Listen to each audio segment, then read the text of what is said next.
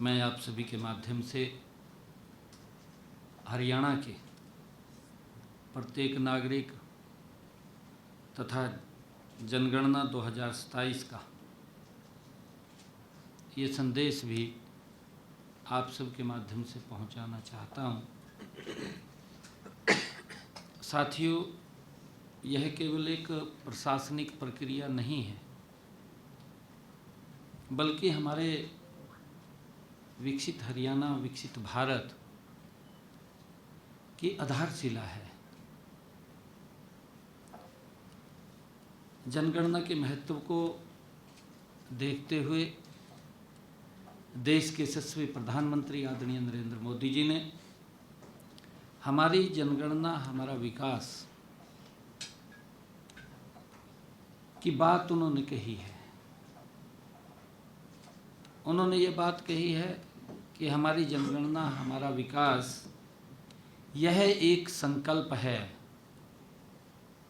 जो हर नागरिक की भागीदार से वो साकार होगा। हर नागरिक को उसमें अपना सहयोग देना होगा।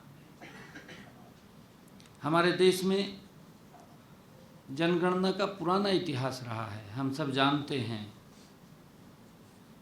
इसकी सही तरीके से शुरुआत जो हुई, प्रथम दृष्टा में अगर हम देखें तो 1872 में इसकी जनगणना की शुरुआत हुई थी।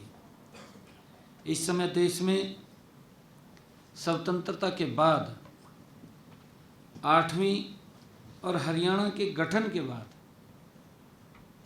ये 6ठी जनगणना हो रही है। भारतीय जनगणना को विश्व की सर्वश्रेष्ठ जनगणनाओं में से एक माना जाता है।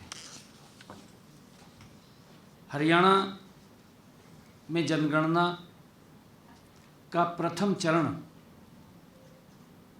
आगामी 1 मई से 30 मई 2026 तक होगा। इस दौरान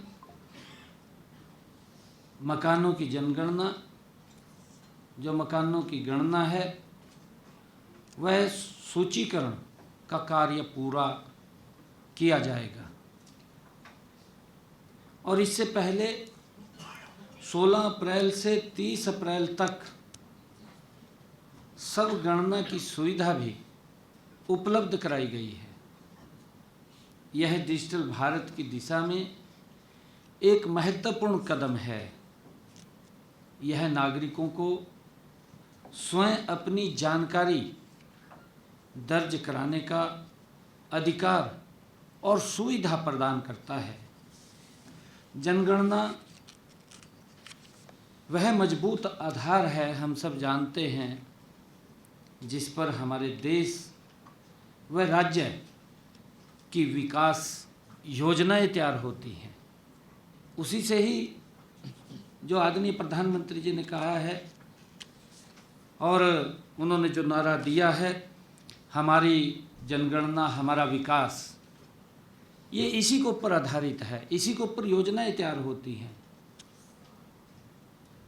और साथियों, हम सब ये भी जानते हैं, चाहे नए स्कूल का निर्माण हो और चाहे अस्पतालों की स्थापना हो, सड़क बनाने की बात हो, बुनियादी ढांचे का विस्तार हो, या फिर गरीब और ज़रूरतमंदों के लिए योजनाओं का निर्माण हो, इन सभी का आधार सटीक जनगणना आंकड़े से ही होते हैं।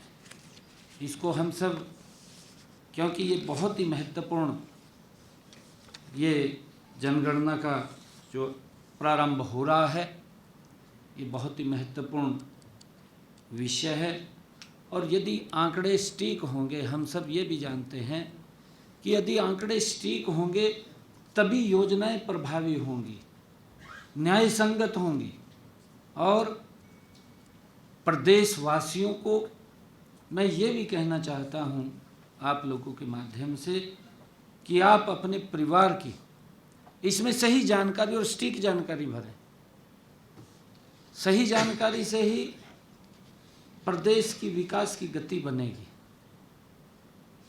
मुझे खुशी है कि इस बार की जनगणना को डिजिटल माध्यम से ये की जाएगी। जैसा अभी प्रेजेंटेशन के अंदर भी आप लोगों को बताया गया है, इससे यह अधिक पारदर्शी और नागरिक केंद्रित बनेगी, क्योंकि व्यक्ति ने स्वयं अपनी मोबाइल से भी वो अपनी जानकारी दे सकता है।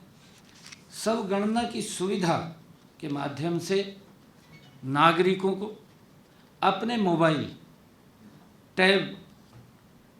अपने टैबलेट या कंप्यूटर से घर बैठे भी इसकी जानकारी वो इसमें फिल कर सकते हैं, भर सकते हैं। इसके लिए एक पोर्टल भी बनाया गया है, जिसके ऊपर अभी प्रेजेंटेशन में दिखाया भी गया है, और इसका नाम sayconscious.gov.in। नागरिकों को अपने मोबाइल नंबर के माध्यम से, जैसा इसमें बताया भी गया है कि OTP आधारित लॉगिन करना होगा। इसके बाद अपने राज्य, जिले और स्थानीय विवरण का चयन कर डिजिटल मानचित्र पर अपने घर को चिन्हित करना होगा, और फिर अपने परिवार तथा आवास से संबंधित जानकारी इस पोर्टल के ऊपर भरनी होगी। यह प्रक्रिया एक सरल प्रक्रिया है और सुरक्षित और गोपनीय भी है, क्योंकि इसमें कई बार व्यक्ति के मन में होता है कि मेरी जानकारी बाहर होगी, परंतु वो सुरक्षित भी है, गोपनीय भी है, एक सरल भी है। हमने उसको अपने मोबाइल पे घर बैठे ही हम इसको भर सकते हैं।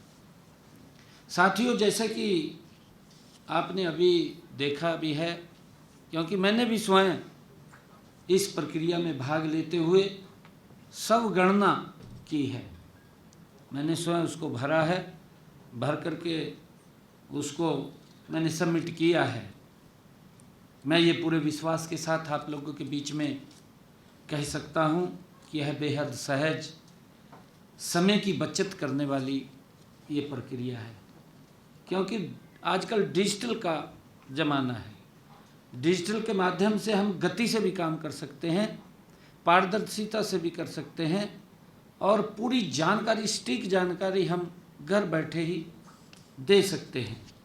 मैं हरियाणा के प्रत्येक नागरिक से ये आग्रह भी करता हूँ कि इस सुविधा का अधिक से अधिक उपयोग करें और अपने समय अनुसार घर बैठे अपनी जानकारी इसमें दर्ज कराएं।